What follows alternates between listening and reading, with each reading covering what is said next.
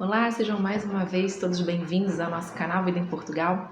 E hoje a gente traz a seguinte notícia: o estado de emergência aqui em Portugal foi renovado e vai valer até pelo menos dia 1º de março. Inclusive, o primeiro-ministro falou que é bem possível que o desconfinamento comece a acontecer somente em abril. Só que teve uma diferença da votação que houve há 2 semanas atrás e da que aconteceu hoje, dia 11 de fevereiro, aqui em Portugal. Alguns dos partidos que votaram a favor do confinamento há 2 semanas hoje se posicionaram contra. Houve acusações de falta de planejamento e por isso ter levado a esse caos que se encontra hoje em Portugal, a falta de planejamento para ter encarado a segunda vaga, terceira vaga, segunda onda, terceira onda, como dizem aqui, por terem demorado nesse segundo momento a declarar o confinamento, a definir o confinamento, por ter demorado a fechar as escolas. E é por isso que vocês vão notar aí uma postura, um tom um pouco diferente do que estamos acostumados a ver o presidente Marcelo Rebelo, presidente de Portugal, reeleito, nessa declaração do segundo estado de emergência. Portugueses, tentarei de novo ser breve e claro. Foram 2 semanas difíceis, mas terminaram melhor do que haviam começado. Começaram com números de infecções, de mortos, dos piores da Europa e dos piores do mundo. Pressão elevadíssima nas estruturas da saúde. Notícias pontuais de favoritismos no desvio de vacinas. Sentimentos divididos quanto a apoios europeus. E, em algumas vozes da opinião política, acenos a governos de salvação nacional. Foram dias, mais uns, nesta saga de quase um ano, pesados para todos, dramáticos para bastantes. Mas foi precisamente o correr dos dias que permitiu esclarecer o que parecia incompreensível, decidir o que não podia esperar, trazer razão onde reinava a emoção, compreender o que estava a mudar.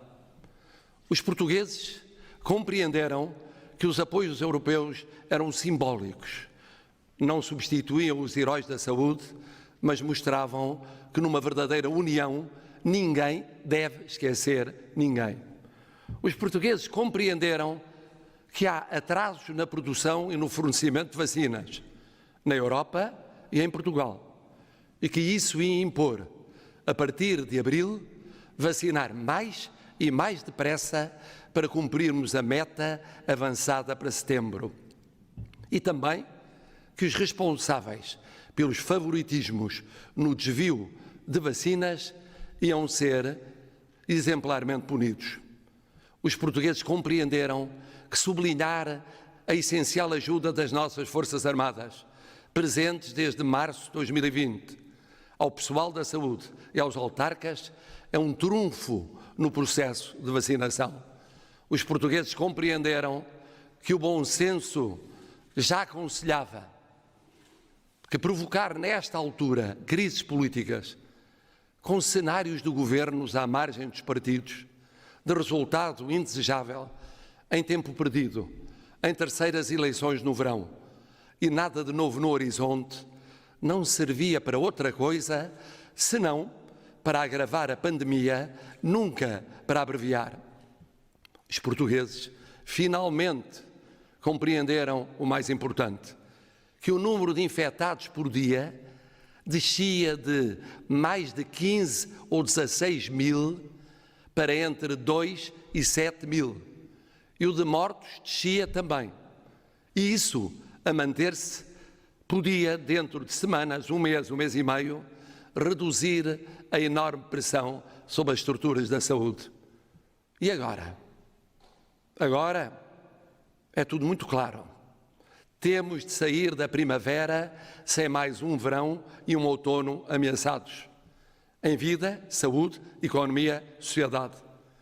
Temos de assegurar que a Páscoa, no início de abril, não será causa de mais uns meses de regresso ao que vivemos nestas semanas.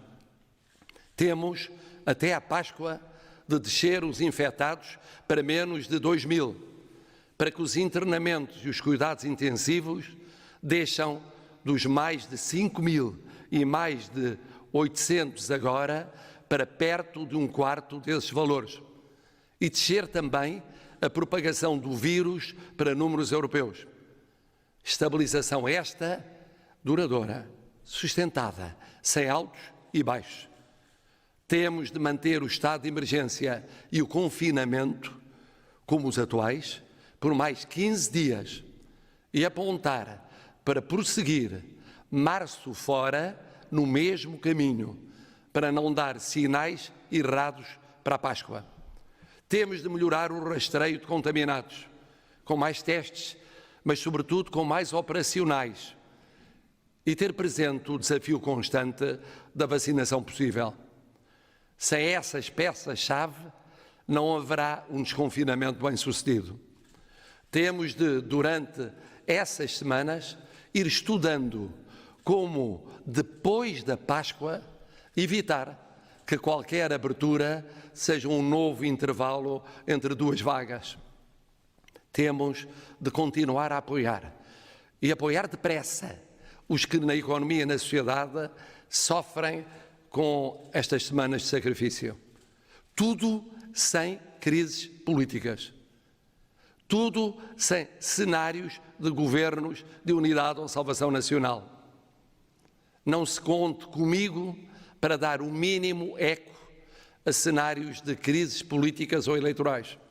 Já nos bastam a crise da saúde e a crise económica e social. Foi esse o mandato que recebi há 5 anos e que termina a 8 de março. É esse o mandato que recebi renovado para começar a 9 de março. Vencer as crises, mesmo as mais graves. Não provocar as crises, mesmo as mais sedutoras. E contar sempre, mas sempre com os portugueses. E é a eles que me dirijo a terminar. Quero agradecer-vos este confinamento global. Quero apelar-vos a mais resistência ainda no futuro próximo. Quero dar-vos esperança, porque sem esperança o dia-a-dia de sacrifício perde todo o sentido. Vós, portugueses, sois, na verdade, a única grande razão de ser de nós termos orgulho em Portugal.